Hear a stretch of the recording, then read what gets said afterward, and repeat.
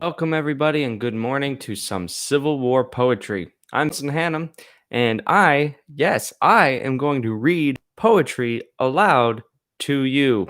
That's how I've been starting every morning for the past 4 weeks now. So, hey, buckle up and join the ride. I'm coming to you live from my home in Minneapolis, Minnesota. I want to start this morning by, going into our This Day in History. However, I have to let you know that as soon as I was done recording yesterday, I'm on Facebook, and I think I liked the History Channel at some point, and I saw that they had their own This Day in History, and I was like, wow, that is so much more relevant than what I covered. So in yesterday's episode, it was John Bell Hood, a Confederate general who threw his last troops at the Union forces who were invading Atlanta in 1864, I want to say. So ultimately, that failed. Sherman conquered Atlanta, went on and won the war, essentially, which is great.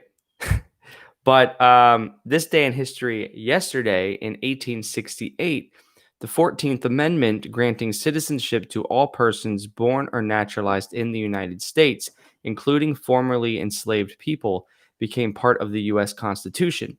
The amendment then reaffirmed the privileges and rights of all citizens and granted all these citizens the equal protection of the laws.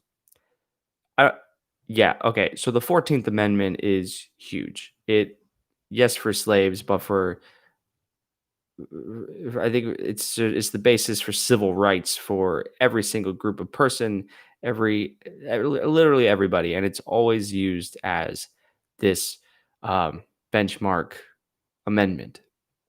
So I just also want to address that as a Civil War buff, it is so easy to get lost in all the battles and the wars and the generals that really that's not what the war was about, right? Like that's the shiny toy over here, but what's really meaningful is underneath it, and what's really important to study is the cause and effects of regular people.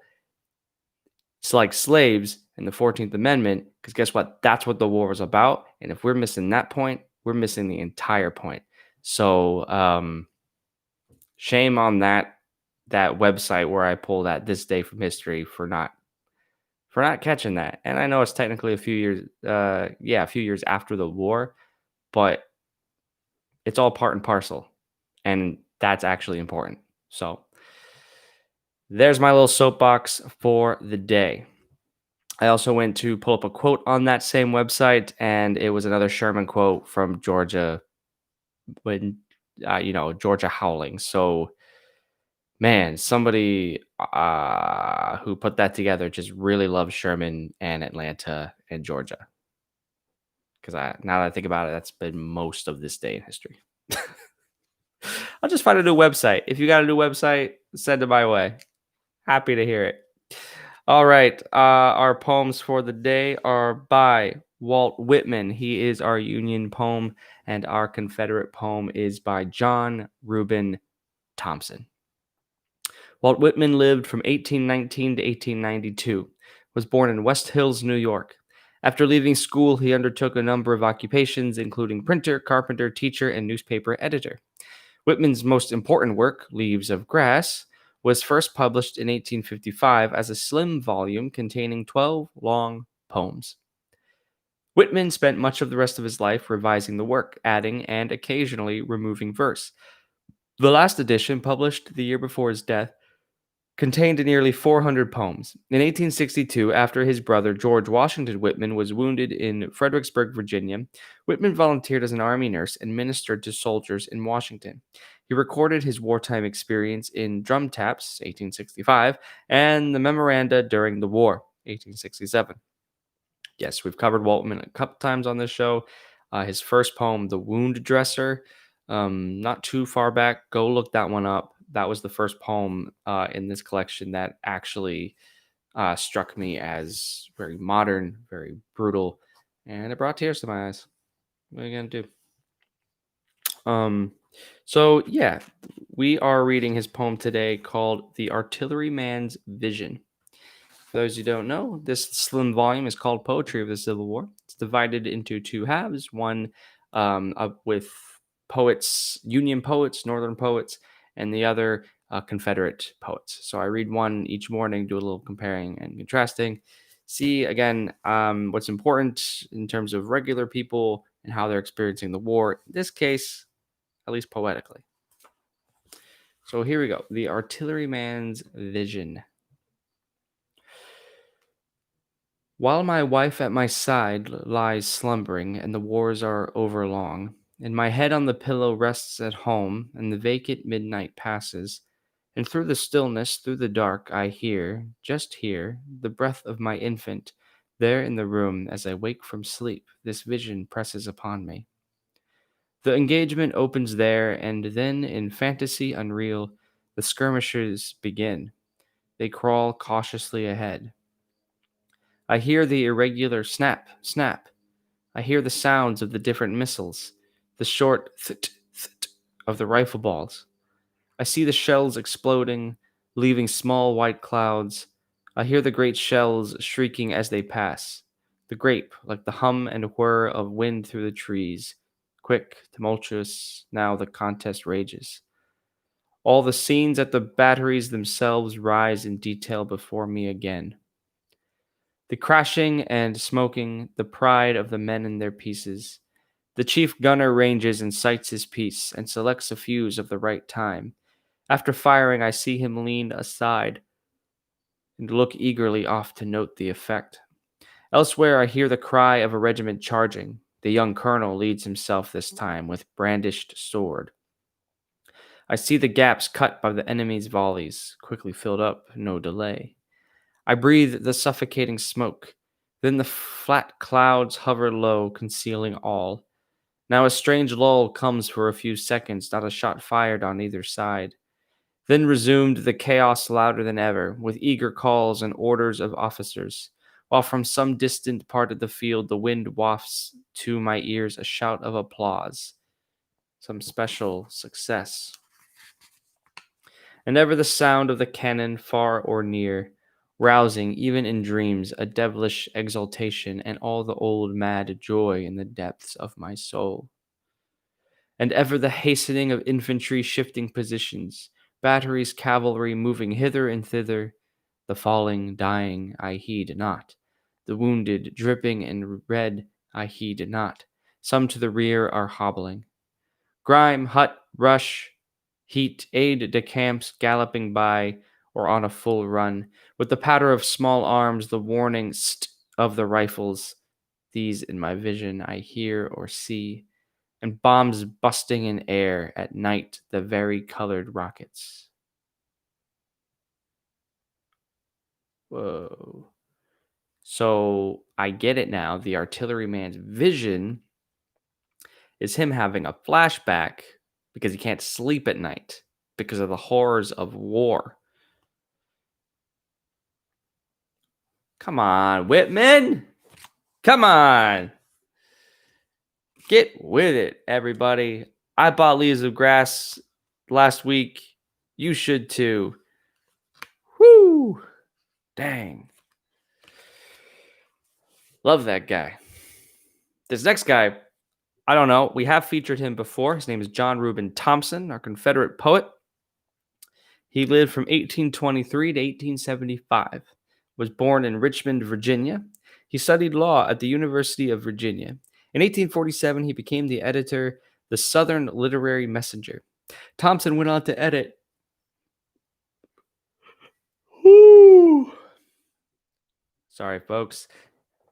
Is the coffee hot? Is the yawn loud? Thompson went on to edit several other Southern periodicals before emigrating to England during the war. After the conflict, he returned to the United States, settling in New York, where he became literary editor of the New York Evening Post. That's what we got for John Reuben Thompson. If there are any JRT fans out there, let me know. His poem today is called Lee to the Rear. Lee, of course, being General Robert E. Lee. One of, according to historians and military tacticians, Lee is one of the greatest generals of all time. That does not excuse him for being on the wrong side of history, and I refuse to play into the romanticism of this war. So this is Lee to the Rear, May 6th, 1864. Dawn of a pleasant morning in May broke through the wilderness cool and gray.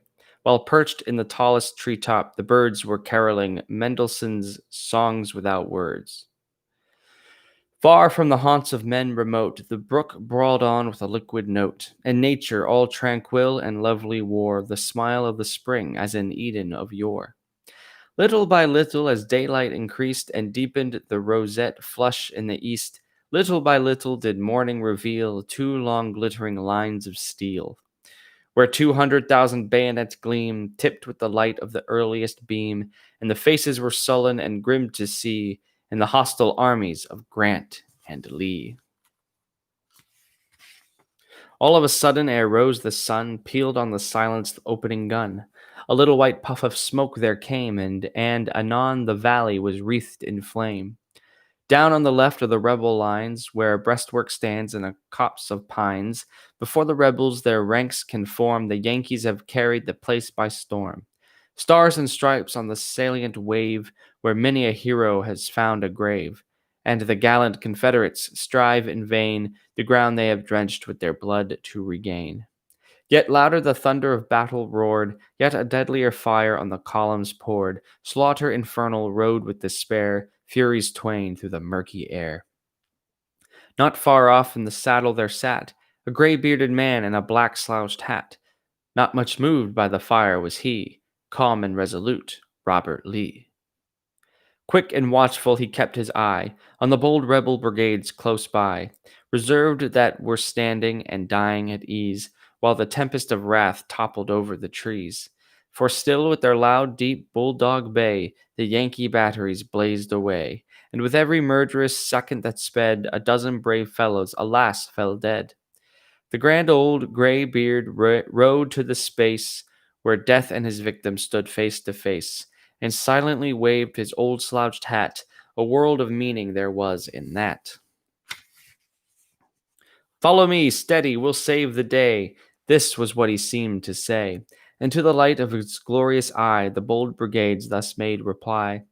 We'll go forward, but you must go back. And they moved not an inch in the perilous track. Go to the rear, and we'll send them to hell. And the sound of the battle was lost in their yell. Turning his bridle, Robert Lee rode to the rear. Like waves of the sea, bursting the dikes in their overflow, madly his veterans dashed on the foe. And backward in terror that foe was driven, their banners rent and their columns riven, wherever the tide of battle rolled, over the wilderness, wood and wold. Sunset out of a crimson sky streamed o'er a field of ruddier dye, and the brook ran on with a purple stain from the blood of 10,000 foemen slain. Seasons have passed since that day and year. Again, o'er its pebbles the brook runs clear, and the field in a richer green is dressed, where the dead of a terrible conflict rest. Hushed is the roll of the rebel drum, the sabers are sheathed and the cannon are dumb, and fate with his pitiless hand has furled the flag that once challenged the gaze of the world. But the fame of the wilderness fight abides, and down into history grandly rides. Calm and unmoved as in battle he sat, the gray-bearded man in the black slouched hat. John Reuben Thompson with Lee in the rear. That was nice. That had a very easy structure.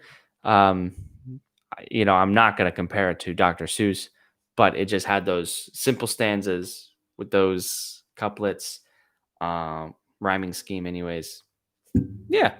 That was the Battle of the Wilderness in Virginia, where apparently Robert E. Lee rode to the front of his army, and everyone was like, what are you doing?